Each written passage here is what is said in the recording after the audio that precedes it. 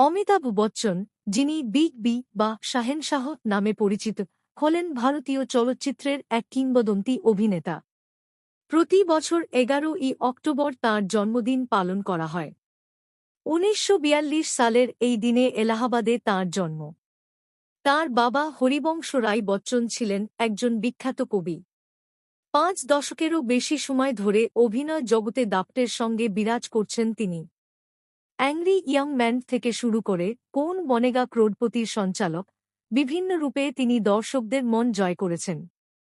তাঁর অসাধারণ অভিনয় দক্ষতা, কণ্ঠস্বর এবং ব্যক্তিত্ব তাঁকে ভারতীয় সিনেমার এক অতুলনীয় উচ্চতায় পৌঁছে দিয়েছে।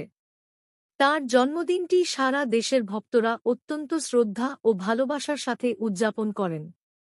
অমিতাভ বচ্চনের জীবনের একটি অত্যন্ত গুরুত্বপূর্ণ ঘটনা হল ১৯৮২ সালে কুলি ছবির শুটিংয়ের সময় তাঁর মারাত্মক দুর্ঘটনা এবং মৃত্যুর মুখ থেকে ফিরে আসা। ব্যাঙ্গালোরে ছবির একটি অ্যাকশন দৃশ্যের শুটিং করার সময় তিনি গুরুতর আঘাত পান। পেটে খুব জোরে আঘাত লাগার কারণে তাঁকে হাসপাতালে ভর্তি করতে হয় এবং তাঁর অবস্থা আশঙ্কাজনক হয়ে ওঠে। একসময় তাঁকে ক্লিনিক্যালি ডেড বলেও ঘোষণা করা হয়েছিল। গোটা দেশ জুড়ে তাঁর সুস্থতা কামনায় প্রার্থনা শুরু হয়।